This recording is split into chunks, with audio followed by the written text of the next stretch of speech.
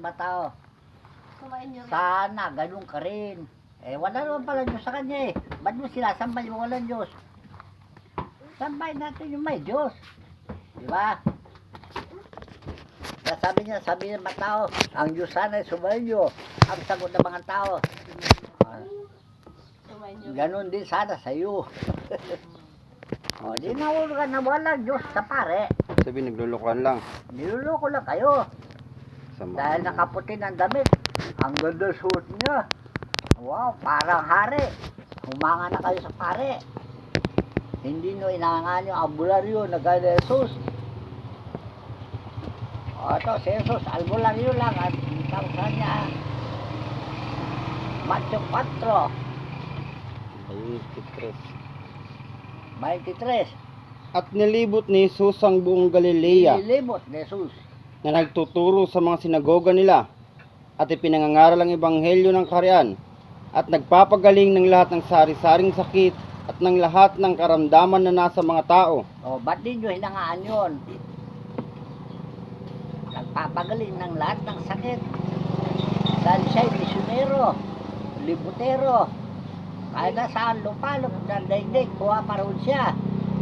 Sasakitin niya ang mga taong sinasapian ng mga demonyo, nagkakaroon ng sakit.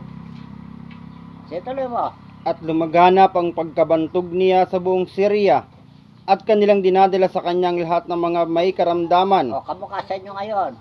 Nabantog na ba ako? Ba't dinadala kayo rito? Opo. O, so, nabantog na pala ako. Kaya lahat na masakit. Dinadala rito. Ayun. Kahapon lang may nainan sila. Ngayon, may hanin na naman. Galing sa Korea. Korea, O, layo.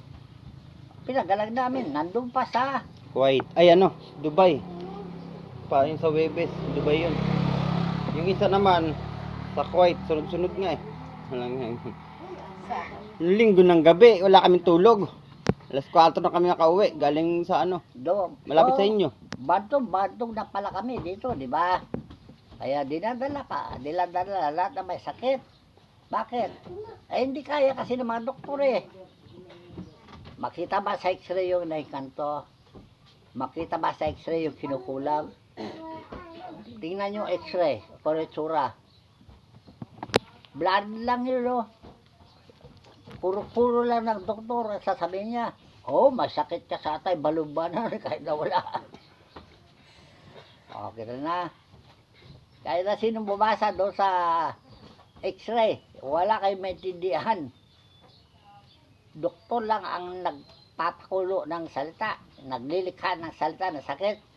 Mayroon kang uod sa aptyo, kahit na wala. Mayroon kang appendicitis, kahit na wala. Dahil sa pera. Okay.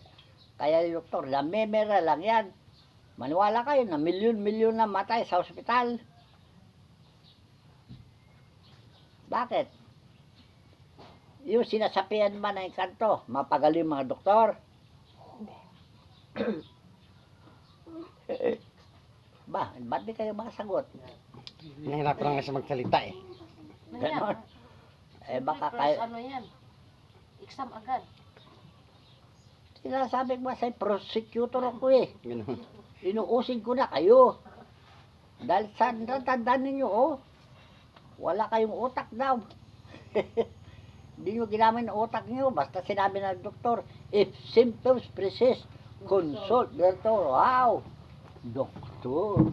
Ganun. Maghanda ka ng pera, asawa ko. Pa-doktor tayo. Kaya yan ang hinahangan ng mga tao. Doktor, pare. Yan ang sinabi ni Jesus na huwag mag-ingat kayo, na huwag kayong mailigaw. Ano man? Bakit? Sabi mo. Laksan mo, tinig mo, parang granada patok. Ganun.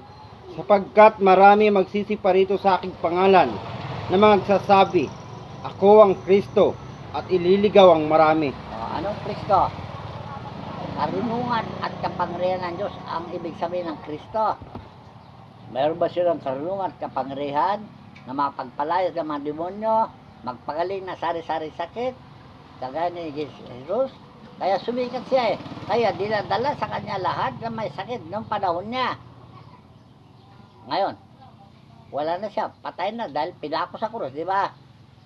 Nasaan siya ngayon naroon?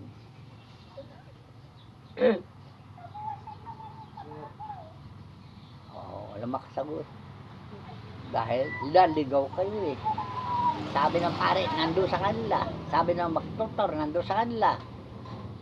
So, niligaw kayo ng maraming tao. Bakit kasi? Original yan na problema ng Diyos. Noong pang unang panahon. Sige, basahin. Genesis 1:1. Hanggang ngayon, yung problema ng Diyos noon, problema niya hanggang ngayon. Dahil ang mga tao ay biu-biu. Alam niyo biu-biu? Ano, biyo-biyo? Biyo-biyo? Bobo. Biyo-biyo. Ayaw mo pa ng ano, gusto mo pa talaga malinaw ah. Nang pasimula ay nilikha ng Diyos ang langit at ang lupa. At ang lupa ay walang anyo. At ang laman at walang laman. Sandali lang, linawin mo. Ganon.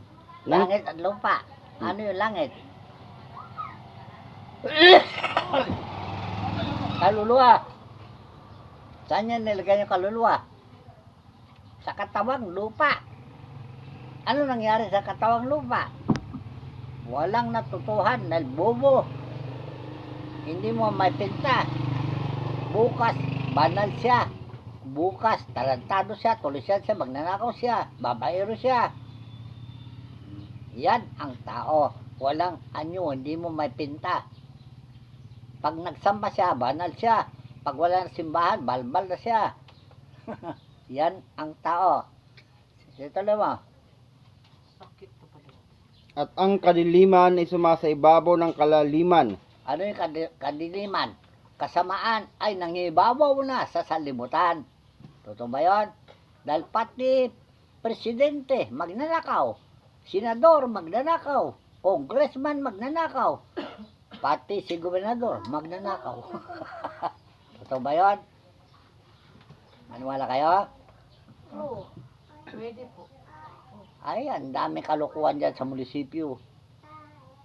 Meron ko ang alaga na pulis dyan, no, nagre-resign na raw.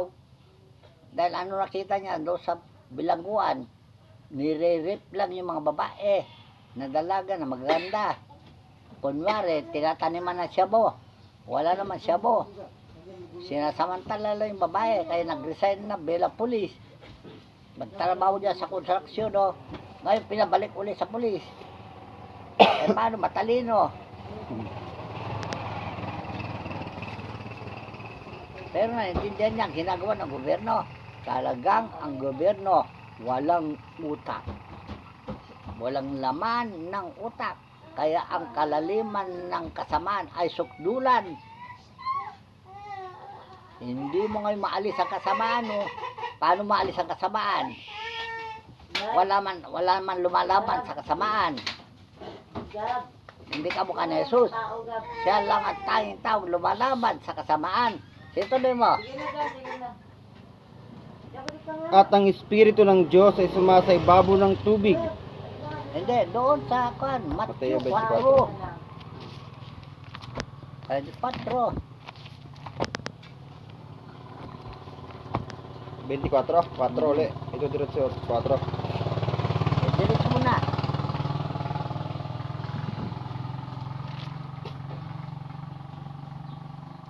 Oh, hindi ko nabibigyan ng kahulugan na dahil maraming kahulugan dyan. Pero maintindihan din siya. At mga kakarinig kayo ng mga digmaan at mga lingaw-ngaw ng mga digmaan. Ingatan ninyo na huwag kayong mga gulumihanan sapagkat kinakailangan ito'y mangyari datapwat hindi pang wakas sapagkat magsisitindig ang mga bansa laban sa mga bansa at ang kaharian laban sa kaharian at magkakagutom at lilindol sa iba't ibang dako. Datapwat ang lahat ng mga bagay na ito ay siyang pasimula ng kahirapan. Kung magkagayoy, ibibigay kayo sa kapighatian at kayo papatayin at kayo kapuputan ng lahat ng mga bansa dahil sa aking pangalan. ibibigay kayo sa sakit.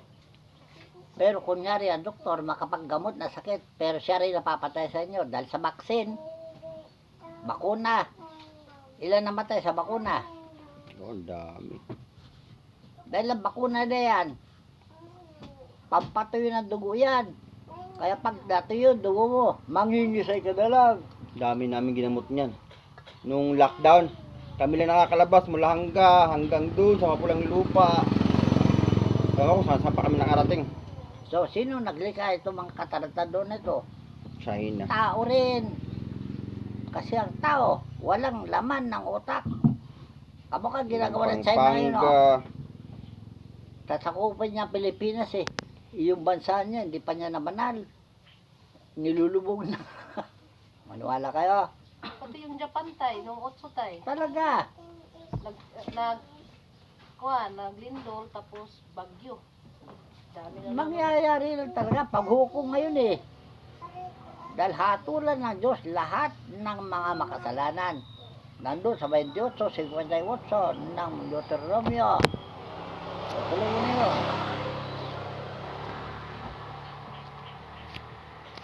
Yung pamagat mo na.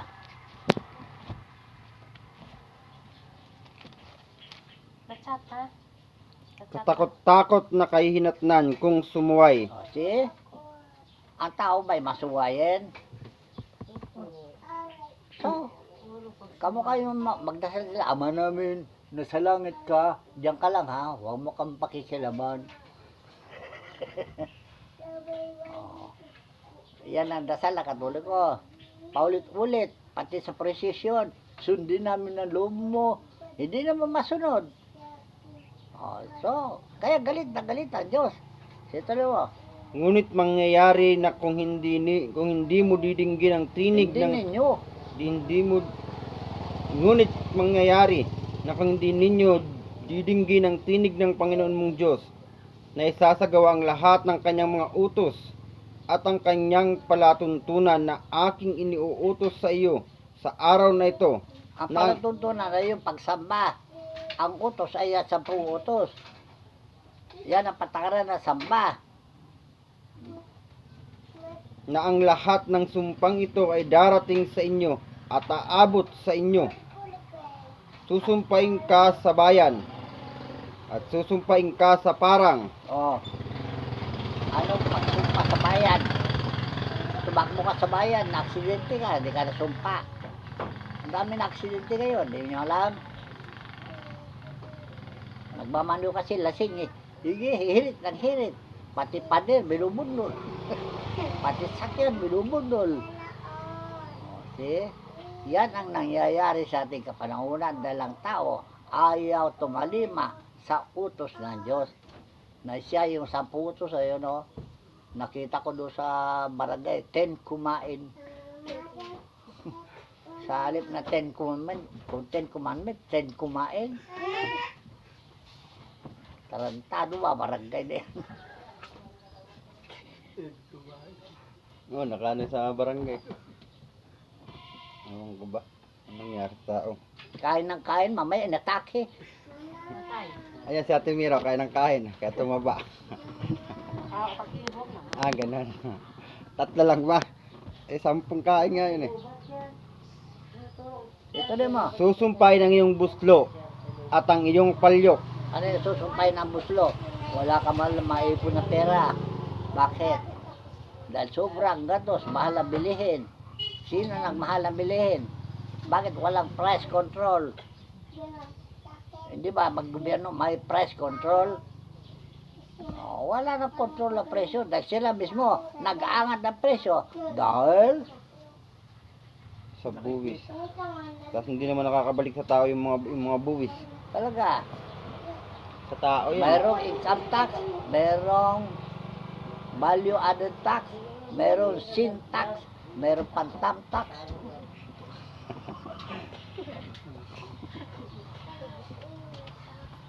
Paano ano yan?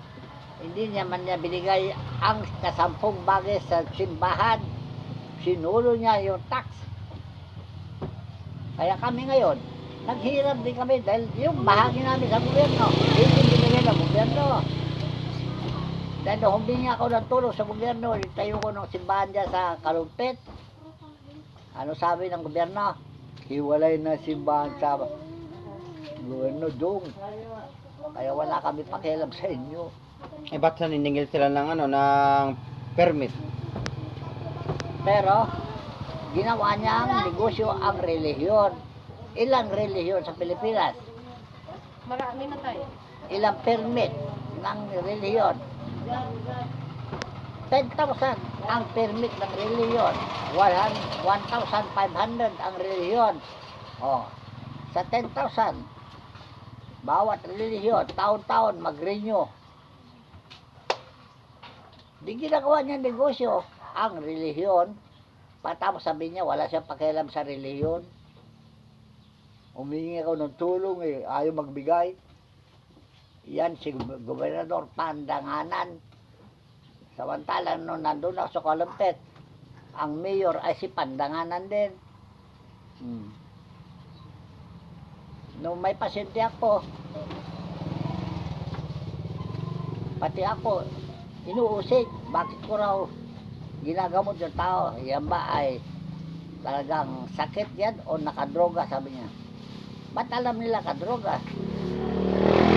Dahil pinakain nila droga eh. Sino nagpapakain ng droga dyan sa Kalumpit doon? Si Pandanganan. Yung kapitan ng Kalumpit. Doon sa Gugo, Kalumpit. Pandanganan din. Yun ang umusig sa akin. Bakit ko raw ginagamot at kinukumpahan yung tao? Hindi ko raw ba alam na yan na nakadroga? Sabi ko, hindi nakadroga. May sapi lang. Hindi sila maniwala na may sapi lang. Ang paniwala, nakadroga. Napagaling ko yun, droga. Pati sapi, napagaling ko. Kaya lang, tulala yung tao. Dahil nasira ang utak niya sa droga. Kita na. Dami ko sakripisyo dyan sa Gugo, Kalumpit. Ayan. Ang nakalaban ko, mayor, kapitan, gobernador, puro Pandanganan, puro tulisan at magnanakaw. Ba't pinayagan ni gobernador na si Mayor Pandanganan ng Kalumpit ay puser?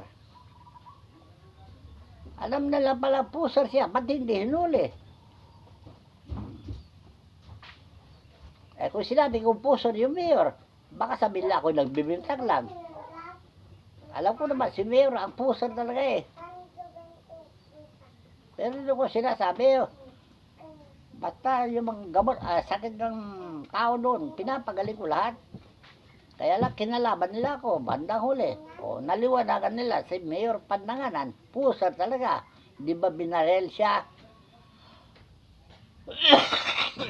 Nakipag-inuman sa parte. Doon siya binarel. Dahil nalaban nila na siya ang puser. Si Mayor Pandanganan. Pinuputol niya mahabang buhok. Dahil mga droga raw. Nung pumasok ko sa munisipyo, nakita niya mahabang buhok ko. Nagtago siya, di lumabas.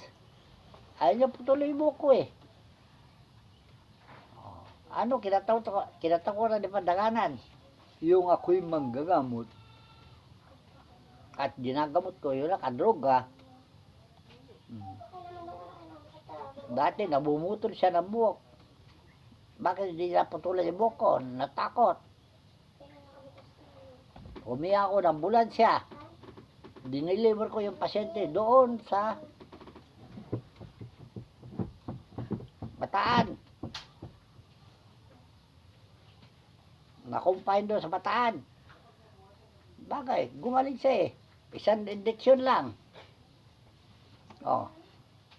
Nawala yung kwan, yung trauma niya sa droga. Gumaling. Dinala ko sa Kalumpit. Yung ambulansya rin ng munisipyo, kinuha ko. Oh, so, wala na sila nasabi. Basta sinabi kong pairam ang ambulansya. Nagpairam si Mayor. Dahil natakot sa akin. Anong kinatakutan ni Mayor? yung mga bagay na kinatatakot nila ako yung maharap. Alam niyo kung yung pasyente na yon, sa motor ng tatay niya, pinagsisipan niya, wala man nabali, wala sugat sa paa. Yung motor, sira, kalansay, pinagsisipa lang niya.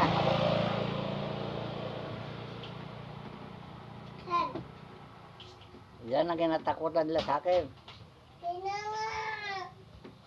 Dahil bakit malakas sa loob ko, marap sa mga sinasapian ng droga. Ilan na droga na pinagaling ko dyan sa palit na yan, kalumpit. Yung pagbaba ng tulay, kalumpit yun, di ba? Pagbaba ng tulay, diretso ganun, panpulusong mo yan. Meron ginamot doon. Apalit nata yun eh. Oo, palit. Doon din, di ba doon din yung pasyente ko? Yung na nakaraan. Diba pagbaba mo, tapos kakaliwa. Oo. Diretso. Nagkaroon din na yung pasyente. Doon din yung pasyente ko nakaraan. Kalumpit. May hawak pa na ambulansya yung pasyente. Membro ng gobyerno. Yung pala, kinukulam. Wala na. Maliban sa kinukulam, nagdo-droga pa.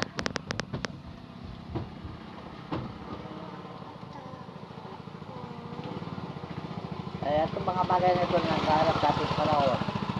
Noong panahon una, naganap na rin yan. Yung paghatol na Diyos. Ito mo, mangyayari. Dito rin naman yung pa rin. Susumpay ng bunga ng iyong katawan at ang bunga ng iyong lupa. Yung bunga ng katawan mo, pati ba anak mo, susumpay lahat. Magkakasakit lahat. Pati lupa mo, hindi mag-aani. Bakit? Ilulunod baha, padatapay ng bagyo ang palay. Di nasumpay yung palayan. Dito mo. Susumpain ka sa iyong pagpasok at susumpain ka sa iyong paglabas. Ibubugso ng Panginoon sa iyo ang sumpa, ang kalituhan at ang saway sa lahat ng pagpapatungan ng iyong kamay na iyong gagawin hanggang sa ikaw ay mabuwal, hanggang sa ikaw ay malipol na madali dahil sa kasamaan ng iyong mga gawa na sa gayoy pinabayaan mo ako. See? Yun ang dahilan kung bakit ngayon ay nagkakasakit ng tao dahil pinababayaan nila ang Diyos na lumalang ng langit at lupa. Binaliwalan nila yun. Nabuhay ba tayo wala Diyos? Siya lumalang sa atin eh. Kaya utang natin loob ang ating buhay. Dahil siya ang may hawak na ating buhay, kailangan natin siya igalang. Hindi ginagalang na sa katawan. Alam niyo kung bakit? Dahil sa kagawaan ng mga relihiyon, peke, na iniligaw ang mga tao. Sige pa, tuloy mo pa. Ikakapit sa iyo ng Panginoon ang isalot hanggang sa maubos ka sa lupa na iyong pinapasok upang ariin. Sasalutin ka ng Panginoon ng kati, ng sakit na tuyo, at ng lagnat, at ng pamamaga, at ng nag-aapoy na init, at ng tabak. Hindi ba yan na sakit ngayon? COVID. Sabi na, nag-aapoy na init. Mayroon naman silang baril na gaganin ka eh. Tututukan ganyan eh. Pag nakita eh. Yung temperadura ng katawan mo, kaunti lang lagnat. Marami na, paramihan na yun. Anong tawag doon? Nakalimutan ko rin yun. Yung parang ano nila. Rapid test? May ganyan? Oo. Rapid test. Pag 40 yung lagnat mo, automatic ka na-quinit. Ganoon. Dati? Oo, di ba? Sama naman ni Bak. Kumpain ka na. O pagkupay, pagdating sa ospital, ipasok ka lang naman doon sa walang hangin, walang bintana. Kasama mo yung mga maikuan, COVID. Pinakawa-awa kayo lang doon sa ospital. Kasi yung pinsan ko nga nakumpain, nung natapat ang ano, nung namatay nga yung pinsan ko doon sa breast cancer siya, kaya doon siya nagsumbong sa amin nga, kaya pala ang tao mamatay nung sa COVID na yun. Dahil hindi pala, pag pobre ka, automatic ka na, hindi ka na makauwing hindi ka nakakremit. Pero kung may mayaman ka, asikaso sila kasi biro tayo eh. Kaya nga, yan sakit na yan ay ginagawa lang negosyo. Pagpasok doon, pasok lang sa isang lugar nga walang bintana, walang aircon. Ang dami na doon. Maya-maya, silabas na, mga bangkay na. Siyempre, Init lang na sobrang yun eh. init mo, hindi ka na makahinga. Patay ka talaga eh. Kaya nilabas talaga nila yung, pinsan. Kahit ano na siya, dahil cancer na talaga, palala na yung sakit niya, cancer sa mattress. Kinumpahin kasi gusto pang mabuhay, pero may taning na siya. Natapat na-admit siya, natapat talaga yung COVID nga. Umiiyak na siya, takot na siya kasi baka maikrimit niya agad. Iba naman kaso sakit niya. Tuloy mo. Mga rapid test na yun. Pag 40 mo anong lagnat, wala na. Huwag ka nalang padala ng doktor, kaya tiyak ka ng At ng tabak at ng salot ng hangin at ng sakit sa pag-ani at kanilang hahabulin ka hanggang sa ikaw ay maibuwal. At ang iyong langit na nasa itaas ng iyong ulo ay magiging tanso, at ang lupa na nasa ilalim mo ay magiging bakal.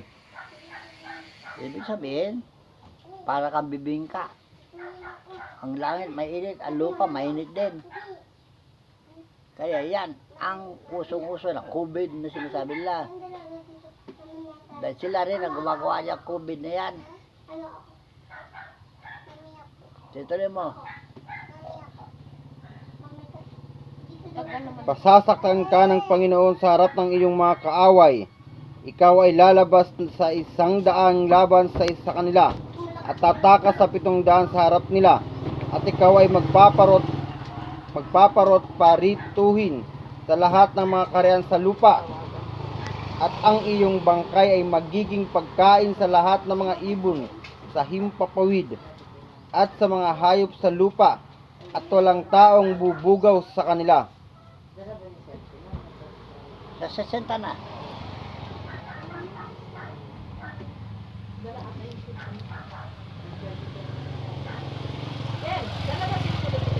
Parang ginawa niya doon.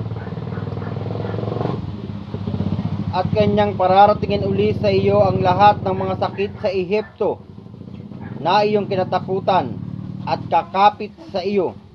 Bawat sakit din naman at bawat salot na hindi nasusulat sa aklat ng kautusang ito'y pararatingin nga sa iyo ng Panginoon hanggang sa ikaw ay maibuwal. Hanggang sa ikaw ay mamatay. Lahat ng mga sakit, sari-saring suri ng doktor na hindi naman totoo, naglilikha lang ng sakit para magkapera. Ituloy mo. At kayo'y malalabing kaunti sa bilang pagkatapos na kayo maging gaya ng mga bituin sa langit sa karamihan, sapagkat hindi ninyo dininig ang tinig ng Panginoon mong Diyos.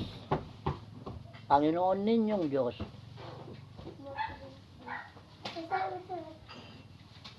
Ituloy mo. At mangyayari na kung paano ang Panginoon ay nagagalak sa inyo na gawin kayong mabuti at paramihin kayo, ay gayong magagalak ang Panginoon sa inyo na ipalipol kayo at ibuwal kayo. Kanino kayo papalipol? 4 lang na anghel yan na binigyan ng karapatan pumatay. Nandun sa Apokalipsis. Sakit, Socrates, Dolores Lindol, Franklin Guerra. Yung isa, Dolores.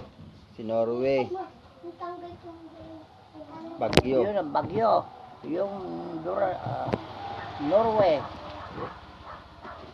Si Dolores sa Lindol, si Norway sa Bagyo. Si Franklin sa Guerra. O sino man maawat.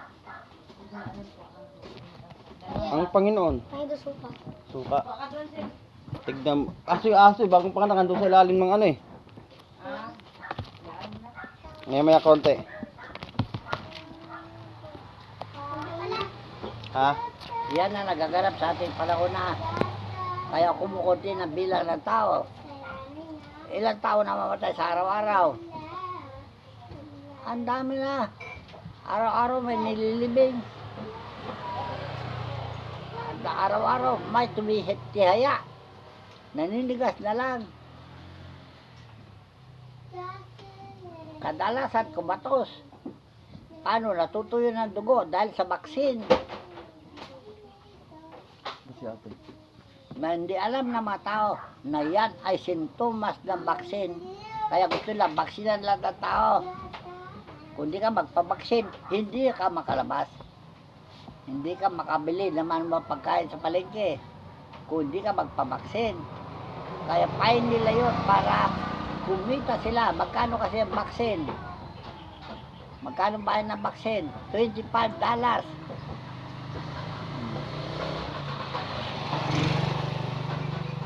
Doon sa magbabaksin niya na $25. Ay kung 1,000 ang binaksinan mo, ilan dollar ang kinamtan mo. Ganyan nangyari kay Duterte. Inaprubahan niya yung baksin dahil kumita siya na maraming pera. Sabi niya noong araw, if you destroy the youth of my country, I will kill you. O sino to na the destroyer ngayon? Yung baksin na pinirma niya. Pati yung artista na si Isko Moreno, ang sipag sa kalsada. Nilinis niya kalsada. Ngayon wala na si Isko Moreno. Nagtago na. Mayaman na kasi. Ilan nakuha ni Isko Moreno sa baksin? Doon ka dyan mo. O sinapad, pakainin mo muna sila. Kawawa naman. O, gutom na sila. 45 million ang nakuha ni Isko Moreno. Kaya nahimig na. Milyonaryo na kasi. Bilyonaryo na si Isko Moreno. Pati si Duterte na nahimig na rin. Marami na siya nakuha pera sa baksin. Ba't pinahintulot na nila yung baksin eh nakakamatay? Pera kasi, laki pera, kikitain nila. Wala silang pakialam kung mamatay ang kapwa nila. Basta sila ay mabuhay. Okay na. Yan ang problema ng Diyos. Noon pa hanggang ngayon, hindi matapos-tapos yung problema na yan. Dahil ang tao ay likas na bubo, walang talino. Hindi ka mukha ni Jesus. Siya lang ang tao lumalaban sa mga na yan. Kaya pinatay nila siya. Dahil sino si Jesus kasi? Tagamulat sa mga tao ng katotohanan. Sinisigaw niya yung katotohanan para mamulat ng mga tao sa nangyayari. O, nung nalaman ng mga tao na ang gobyerno ay kasabwat sa lahat ng uri ng sindikato, sino pinako nila sa krus? Yung tagamulat na siya si Jesus. O, kamukha natin ngayon, sino tagamulat sa inyo sa nangyayari? Si Jesus. Ako lang ang ginagamit para mamulat kayo. Kamukha ni Jesus, sino gumagamit sa kanya para mamulat ang tao? Ama. Ama. O ngayon, nung pinatay nila si Jesus, napatay ba nilang ama? Hindi, siyempre, Diyos yun. Nandito pa rin sa ating, siya pa rin nagmumulat sa katotohanan. Dahil nga, Yan ka. sige. Awasin mo. Madam, tawasin mo na raw. Sino nagsusuka ng dugo sa inyo? Ay, gusto ka ng dugo. Hindi yung dugo. Ano? Nagsusuka lang at sukat tayo.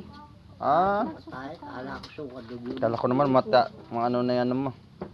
Sakit, simple lang yan. Nakakatakot na. Grabe ka naman magtanong. May langis kayo. Ayun, saan? Ay, Palengke. nandiyan sa ano eh. Baga huli na siya malapit. Hirap nun ano. Babae pa naman. Babae yun. Diyan sa Bisaya, meron dalawa. Sa amin, meron doon. Pero hindi na sila tumagal. Ano lang sila, hindi sila lumaki naman na ano. Hindi. Hindi naman Anak lang. tao yung nanay. Oo. Magtaka ka, itim yung nanay, tapos